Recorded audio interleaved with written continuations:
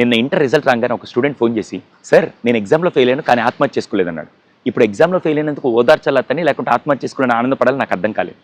అయితే నాకెందుకు ఫోన్ చేసి తమ్ముడు అన్నాను. సార్ నేను ఇంటర్ ఫస్ట్ ఇయర్లో ఉన్నప్పుడు మీరు మా కాలేజ్ గెస్ట్గా వచ్చి ఆ రోజు అక్కడ మాట్లాడుతూ చాలా ఇన్సిడెంట్ షేర్ చేస్తూ వర్స్ట్ అండ్ ఫెయిల్యూర్ నుంచి గొప్ప స్థాయికి ఎలా వచ్చారని చెప్పి సింధుతాయ్ సప్కల్ గురించి, అరుణిమ సిన్హా గురించి మొత్తం మాట్లాడుతుంటే ఆ రోజు లాస్ట్లో ఒక డైలాగ్ అడిగారు, సార్ మీ అమ్మ నాన్నగారు ఈ పొజిషన్లోకి రావడానికి ఎంత కష్టపడారో ఒకసారి ఆలోచించండి. మా నాన్నగారు ఒక రైతుగా పనిచేస్తూ ఈ రోజు నన్ను ఈ స్థాయికి తీసుకురావడానికి ఆయన ఎంత కష్టపడాలని జర్నీ అంతా నాకు మైండ్లో ఒకసారి క్లారిటీ వచ్చింది సార్. ఈ రోజు ఇంటర్ రిజల్ట్ రాగానే నేను అన్ని సబ్జెక్టులు బాగా రాశాను సార్. ఒక సబ్జెక్ట్ తెలియక పొరపాటు చేసి ఫెయిల్ అయ్యాను. ఆ విషయం నాకు తెలుసు ముందే.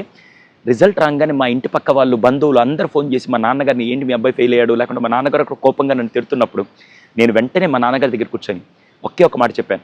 ఈరోజు వాళ్ళందరూ మిమ్మల్ని అంటుంటే మీరు తలదించుకున్నారు, కానీ నేను పాస్ అయ్యి భవిష్యత్తులో గొప్ప స్థాయికి వెళ్ళి మిమ్మల్ని తలెత్తుకునే విధంగా చేస్తానన్నా నేను ఆత్మహత్య చేసుకోనని చెప్పి వచ్చి మా నాన్నగారికి చెప్పాను. మా నాన్న చాలా హ్యాపీగా ఫీల్ అయ్యి నాన్న సప్లీకి ట్రై చేయని చెప్పి ఆయన ఇచ్చిన మోటివేషన్ నాకు చాలా బాగా అనిపించింది అని చెప్పి అన్నాడు. ఇంతకీ ఈ ఇన్సిడెంట్ మీకు ఎందుకు షేర్ చేస్తున్నాను తెలుసా?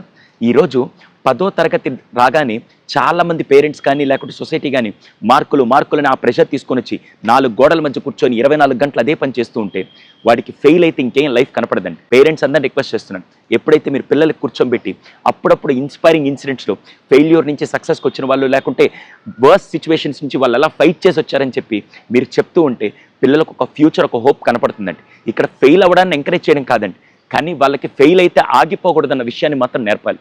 ఇది చాలామంది పేరెంట్స్ మిస్ అవుతున్నారు. ఇది స్కూల్స్ చేస్తారని పేరెంట్స్ చేస్తారని స్కూల్ మానేయడం కాకుండా ఫస్ట్ అందరూ ఈ స్టెప్ ఇనిషియేటివ్ తీసుకోవాలి. అత్యంత బాధాకరమైన విషయం ఏంటంటే నిన్న సజ్జనార్ సార్ కూడా ఒక పోస్ట్లో షేర్ చేశారు. 8 మంది విద్యార్థులు ఆత్మహత్య చేసుకున్నారు.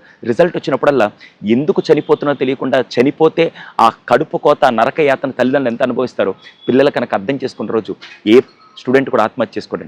దయచేసి రిజల్ట్స్ అనేవి వాళ్ళ భవిష్యత్తుని డిసైడ్ చేయాలి తప్ప వాళ్ళ చావులను డిసైడ్ చేయకూడదు. Thank you.